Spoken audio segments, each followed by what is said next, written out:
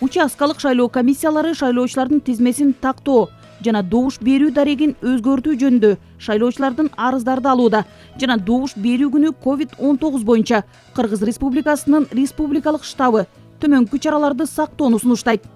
Жергиликтүү өз алдынча башкаруу органдары аларга карата жоопкерчилик алып жүргөн учаскалык шайлоо комиссиясынын имаратынын ичин кылдат дезинфекциялап жана желдетүүнү ар күн сайын жүргүзүү, өзүн шайлоочулардын тизмесинен тактоо же шайлоо дарегин өзгөртүү жөнүндө арыздарды берүү үчүн жана башка маселелер боюнча шайлоо участоктарына барган шайлоочулар маска кийүү режимин сактоосу керек.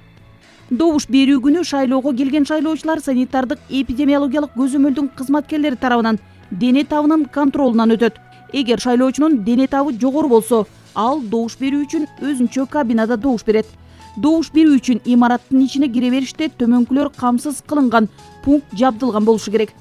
Добуш берүүнүн катышуучуларынын колдорун дезинфекциялоо жана зарыл болушунча бир жолку бет капты жана кол каптарды берүү. Добуш берүүнүн катышуучулары социалдык аралыкты сактаганга милдеттүү.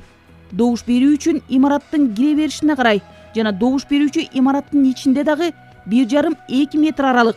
Ал үчүн участокто жана добуш берүү үчүн имараттын ичинде кыймылдын атайын сызыктары болушу керек. Шайлоочулар башка шайлоочунун алдындагы сызыкта турганда андан ары өтпөшү зарыл. Добуш берүү үчүн имараттын ичинде эмеректерди, добуш берүү үчүн кабиналарды жана технологиялык жабдууларды жайгаштыруу бири-биринен 1,5-2 метрден кем эмес аралыкта жүргүзүлөт. Ошондой эле учаскалык шайлоо комиссиясынын имараттын ичинде санитайзерлер сөзсүз болушу керек. Эгер добуш берүү күнү шайлоочу санитардык эпидемиологиялык ченемдерге туура келбеген бет капчан келсе, мындай бет кап тыккан утилдештирилиши керек жана анын ордуна шайлоочу жаңы бет кап алат. Биометрикалык далдалдаштыруудан өтүү үчүн Кыргыз Республикасынын жаранынын паспортун көрсөтүп жаткан учурда шайлоочу бет капчан жана кол капчан болушу керек. Паспорттагы сүрөтү менен салыштыруу учурунда ага коргоочу бет кабын убактылуу чечип туруу сунушталат. Колдордун манжалары боюнча биометрикалык далдалдаштыруудан өтүү үчүн далдалдаштыруучу оператор сканердин контактылык бетин спирттелген салфеткасы менен тазалашы зарыл. Ал эми шайлоочу бармагын сканерлөө үчүн кол кабын чечиши керек. Сканерлөө процесси бүткөндөн кийин ал колун тазалап, кол кабын кийүүгө тийиш. Беттин геометриясы боюнча биометрикалык далдалдаштыруудан өтүү зарыл болгон учурда шайлоочуга бет кабын убактылуу чечип туруу жана сканерленгенден кийин кайра кийүү сунушталат. Шайлоочуну далдалдаштыруу жол жобосу жүргүзүлгөнгө чейин жана кийин жабдууну дезинфекциялап тазалоо иши жүргүзүлөт.